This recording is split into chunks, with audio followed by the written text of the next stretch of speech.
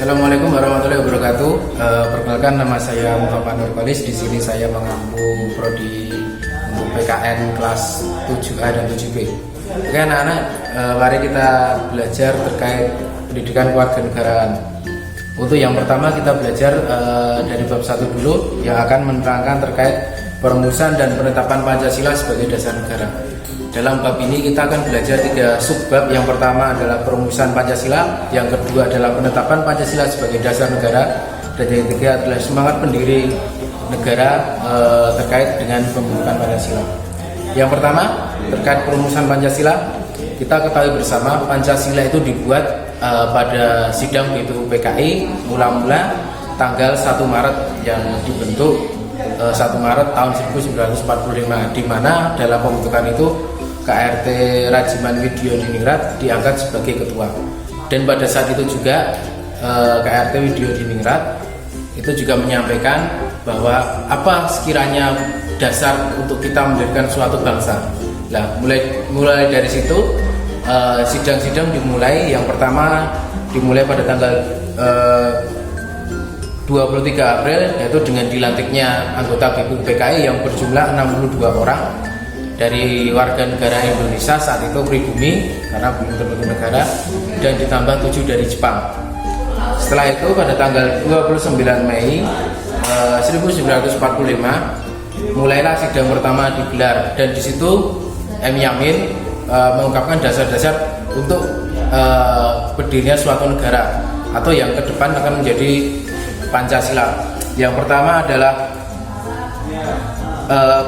peri kebangsaan, yang kedua peri kemanusiaan, peri ketuhanan, peri kerakyatan, dan yang terakhir kesejahteraan sosial. Selain itu juga pada hari berikutnya tanggal 30 Mei 1945 Supomo berpidato mengenai dasar-dasar negara sesuai dengan apa yang dia pikirkan. Yang pertama, dasar negara adalah persatuan, kekeluargaan, keseimbangan lahir dan batin, musyawarah, serta yang terakhir adalah keadilan rakyat. Setelah itu mereka melalui berbagai macam diskusi, muncullah beberapa pendapat terkait dengan dasar-dasar negara itu seperti apa. Sidang dilanjutkan pada tanggal 1 Juni.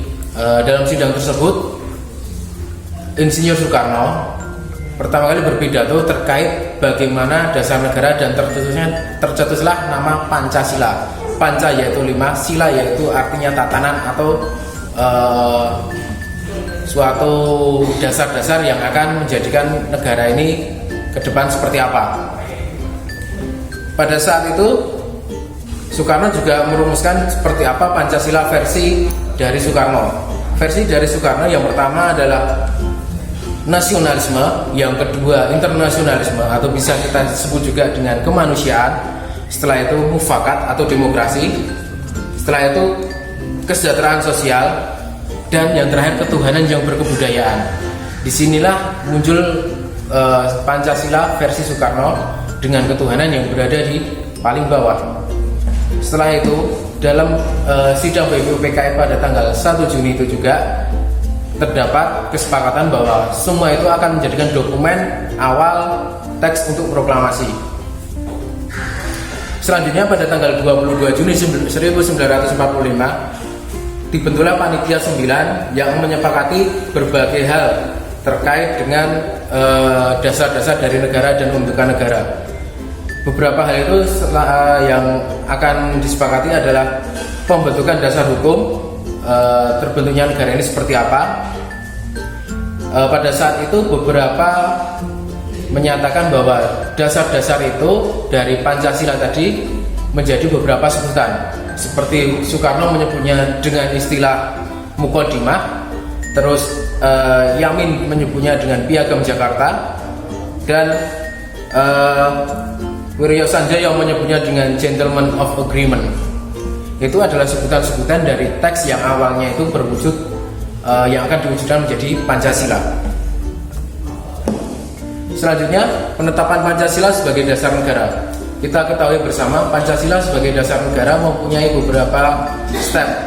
Dari pertama dibentuknya BPUPKI, sidang pertama, sidang kedua, dan beberapa pendapat-pendapat dari tokoh-tokoh bangsa. Nah, sekarang penetapan Pancasila itu seperti apa untuk menjadi sebagai dasar negara? Karena tadi kan baru perumusan. Oke, sebagai dasar negara dimulai pada tanggal 7 Agustus 1945 dengan dibentuknya PPKI atau Panitia Persiapan Kemerdekaan Indonesia.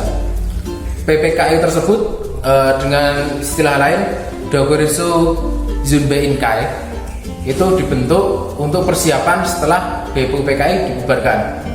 Pada tanggal 8 Agustus setelah dibentuk tersebut 3 orang, Soekarno, Hatta, dan Rajiman itu pergi ke Saigon. Kenapa mereka ke sana? Mereka ke sana untuk menemui Jenderal Besar Jepang untuk menanyakan bagaimana kelanjutan kemerdekaan Indonesia.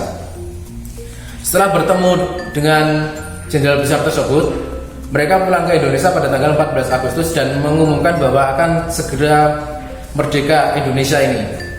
Akan tetapi pada saat yang sama ternyata terjadi pemboman di Jepang oleh sekutu. Hal tersebut didengar oleh anak-anak muda dan mereka membuat kesepakatan kita harus segera merdeka. Nah, ujung-ujungnya pada tanggal 17 Agustus terjadilah kemerdekaan Indonesia. Nah, terus apakah pada tanggal 17 Agustus itu negara sudah terbentuk? Belum, itu hanya penyataan kemerdekaan. Terbentuknya kapan? Sehari berikutnya, karena tanggal 18 Agustus banyak sekali beberapa catatan-catatan yang menyatakan pada tanggal tersebut dasar-dasar negara mulai dibuat, seperti penetapan Undang-Undang Dasar. Setelah itu memilih presiden dan wakil presiden dan juga membentuk Komite Nasional Indonesia Pusat. Nah, kita ketahui bersama proses panjang tersebut ternyata membutuhkan banyak sekali tenaga, waktu, juga berbagai macam hal perjuangan yang kita lakukan. Semangat dari semua para pendiri bangsa bisa kita lihat dalam dua segi. Yang pertama nasionalisme, yang kedua patriotisme. Kenapa nasionalisme? Karena mereka semua cinta terhadap tanah air tempat mereka lahir. Kenapa patriotisme? Patriotisme itu adalah kecintaan terhadap tanah air yang berjiwa ksatria. Nah, dalam nasionalisme sebetulnya ada dua, nasionalisme luas dan nasionalisme secara sempit. Nasionalisme secara luas yaitu bagaimana seorang mencintai tanah airnya, mencintai bangsanya tanpa merendahkan bangsa yang lain. Akan tetapi nasionalisme secara sempit yaitu bagaimana mereka mencintai negaranya tapi mereka juga menghina atau merendahkan bangsa lain. Itu bisa disebut dengan chauvinisme. Oke, selanjutnya patriotisme. Patriotisme itu rasa cinta terhadap tanah air, tetapi ada dua faktor yang bisa menentukan juga patriotisme. Kita kembali ke nasionalisme tadi. Dalam nasionalisme terdapat faktor-faktor juga pembentuknya. Kita tahu sendiri bahwa negara itu bisa dibentuk karena kesamaan suku, kesamaan ras, ataupun bisa dibentuk karena persatuan bangsa-bangsa yang ada di dalamnya. Nah, kalau kita lihat bagaimana negara terbentuk ataupun nasionalisme terbentuk, bisa kita lihat secara objektif. Objek itu sesuatu yang terlihat seperti budaya, bangsa, bahasa, ras, agama. Sesuatu yang terlihat itu merupakan faktor untuk munculnya nasionalisme. Oh, kita sama-sama orang Timur, kita sama-sama orang Islam, oh kita sama-sama orang istilahnya dari Melanesia, oh kita sama-sama orang dari Mongolesia dan lain sebagainya, Mongoloid. Nah, itu bisa membentuk juga perasaan nasionalisme. Akan tetapi di Indonesia perasaan nasionalisme itu terbentuk bukan karena itu saja. Karena di Indonesia terdapat berbagai macam suku, budaya, agama, ras, dan juga bangsa. Nah, nasionalisme semacam itu adalah nasionalisme yang terbentuk secara subjektif. Jadi di Indonesia tersebut kita ketahui bersama karena perbedaan menjadi satu dan mereka bertujuan yang sama, yaitu ingin sejahtera, ingin lepas dari penjajah. Mereka bersatu, terus mereka menyatakan bahwa mereka ingin membuat suatu negara, yaitu negara Indonesia atau negara bangsa. Oke, kembali ke patriotisme. Kenapa patriotisme? Kita ketahui bersama ketika ada nasionalisme tanpa patriotisme berarti itu semua hanyalah omong kosong. Istilahnya tidak ada sesuatu yang bisa mereka lakukan, mereka hanya berwacana. Patriotisme di sini adalah suatu sikap bagaimana kita memperjuangkan sesuatu yang kita yakini kebenarannya dan itu ingin terwujud. Yang pertama, orang yang berjiwa patriotisme adalah orang yang saling solidaritas, mereka bersama-sama saling solidar, terus mereka saling toleransi. Kita ketahui bersama karena perbedaan itu akan menjadi satu ketika mereka saling toleransi. dan juga mereka akan berbuat tanpa pamrih. Tidak ada pahlawan yang ingin menjadi pahlawan karena pamrihnya itu, tapi pahlawan adalah gelar yang diberikan oleh rakyat, oleh masyarakat karena perjuangannya. Setelah itu juga berjiwa kesatria. Pahlawan mereka berani mengorbankan nyawa karena mereka mempunyai jiwa yang kesatria. Nah, itu semua untuk apa? Itu semua untuk NKRI atau untuk negara tempat mereka dilahirkan, untuk dimana tempat orang tua mereka, orang yang mereka kasihi itu berada. Nah, itulah isi dari bab 1 pelajaran PKN. Jadi dari bab ini kita bisa melihat bagaimana suatu negara itu berproses untuk merdeka. Di sini konteksnya adalah negara Indonesia. Bagaimana negara Indonesia itu ingin merdeka dan sejarahnya seperti apa. Ketika ingin merdeka sudah dipersiapkan jauh-jauh hari, kemerdekaan itu harus seperti apa, dasarnya seperti apa, tujuan kita merdeka seperti apa. Dan disitulah terjadinya seperti tadi BPU PKI, PPKI, dan juga terjadi rapat-rapat dan persiapan-persiapan lainnya.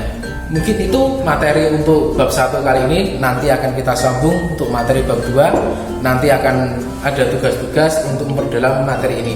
Sekian dari saya. Wabillahi muwaffiq ila aqwamit thoriq. Assalamualaikum warahmatullahi wabarakatuh.